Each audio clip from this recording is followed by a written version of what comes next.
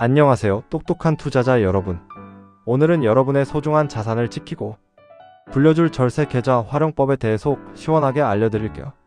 마치 매달 결제하는 OTT 구독료는 꼼꼼히 따지면서 주식 계좌에서 15.4%씩 자동으로 빠져나가는 세금은 무심하게 넘기는 건 안타까운 일이죠.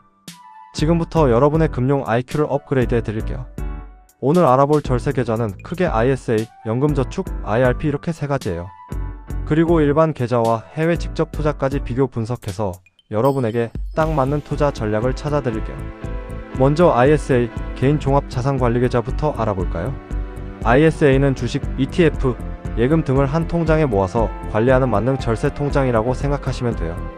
핵심은 바로 세금 혜택인데요. 일반형은 200만원, 서민형은 400만원까지 이게 대세금이 0원이에요. 만약 200만원이 넘는 수익이 발생해도 걱정 마세요. 일반 배당 소득세 15.4%보다 훨씬 저렴한 9.9%로 분리과세된답니다.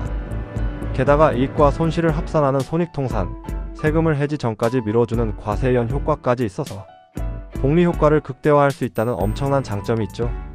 ISA는 연간 4천만원까지 납입할 수 있고 생애 누적 최대 2억원까지 가능해요. 만약 올해 4천만원을 채우지 못했더라도 다음 해에 남은 한도를 2월에서 사용할 수 있다는 사실. 배당금이나 수익 실현 금액으로 연간 한도 차감 없이 무제한 재투자도 가능하고 종목 교체 횟수에도 제한이 없으니 정말 매력적이죠. 여기서 주의해야 할 점은 3년이라는 의무 가입 기간인데요. 이 기간 안에 납입 원금 범위 내에서는 횟수 제한 없이 자유롭게 돈을 뺄 수 있어요. 마치 필요할 때마다 꺼내 쓸 수 있는 비상금 통장 같은 거죠. 하지만 3년 안에 수익금을 인출하면 15.4%의 일반 과세 페널티가 부과되니 조심해야 해요. 3년이 지나면 해지해서 수익을 확정하고 새로운 계좌를 개설해서 비과세 한도를 계속 갱신하는 풍차 돌리기 전략을 활용하면 절세 효과를 극대화할 수 있답니다. 해지한 자금을 연금 계좌 IRP로 이체하면 이체액의 10%, 최대 300만원까지 추가 세액 공제 혜택까지 받을 수 있으니 꼭 기억하세요. 다음은 연금저축과 IRP, 노후 자금 마련을 위한 핵심 절세 계좌에 대해 알아볼게요. 연금저축과 IRP의 가장 큰 장점은 바로 과세연 효과예요.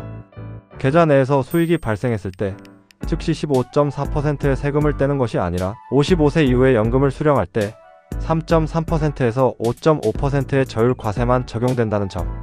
세금을 늦추는 만큼 그 돈을 계속 투자에 활용해서 복리 효과를 누릴 수 있겠죠? 하지만 연금저축과 IRP는 중도 인출에 제한이 있어요.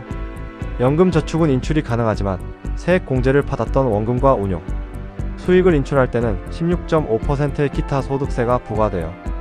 국내 개별 주식은 거래할 수 없고 ETF만 가능하다는 점도 알아두셔야 해요. IRP는 원칙적으로 일부 인출은 불가능하고 계좌 전체를 해지해야만 돈을 찾을 수 있어요. 이때도 16.5%의 기타 소득세와 퇴직소득세가 부과된답니다. 물론 무주택자의 주택 구입 6개월 이상, 요양, 파산 등 특별한 경우에는 예외적으로 중도 인출이 허용되지만 최대한 유지하는 것이 좋겠죠? 그렇다면 일반 투자는 어떨까요?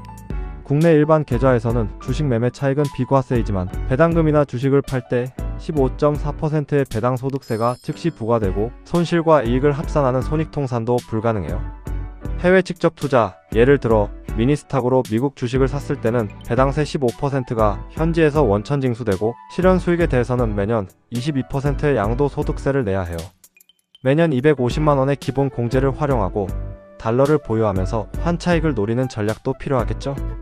자, 이제 여러분의 자산 관리 포트폴리오를 최적화하는 방법을 알아볼까요?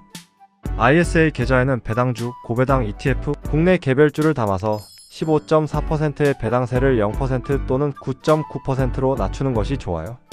연금저축 계좌에는 국내 상장 해외지수 ETF를 담아서 15.4% 세금을 과세에 연식키고 장기 복리 효과를 극대화하는 전략을 추천합니다.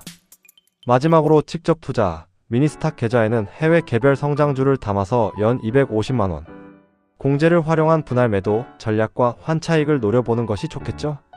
갑자기 급전이 필요할 때는 어떻게 해야 할까요?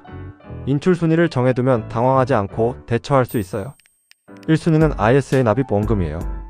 이건 언제든지 꺼내 써도 페널티가 없으니까요. 2순위는 연금저축 중에서 세액 공제를 받지 않은 원금이에요. 3순위는 연금저축 중에서 세액 공제를 받았던 원금과 수익이고요. 16.5%의 세금이 부과된다는 점 잊지 마세요. 마지막 4순위는 IRP입니다. IRP는 법적으로 정해진 특별한 사유가 아니면 인출이 불가능하고 전체 해지만 가능하다는 점 꼭 기억하세요. 이렇게 남들은 모르는 나만의 자산을 지키는 금융 치트키를 계속 받아보고 싶으시다면 지금 구독과 알림 설정을 눌러두시는 것이 가장 똑똑한 투자입니다. 오늘 알려드린 내용을 다시 한번 요약해 볼게요. ISA는 단기 투자, 연금저축과 IRP는 장기 투자, 그리고 해외 주식은 직접 투자를 활용해서 여러분의 자산을 똑똑하게 관리하세요. 그리고 급전이 필요할 때는 인출 순위를 기억해서 불필요한 세금을 내는 일이 없도록 주의하시고요. 오늘 영상이 도움이 되셨다면 좋아요 잊지 마시고요. 그럼 다음 영상에서 또 만나요.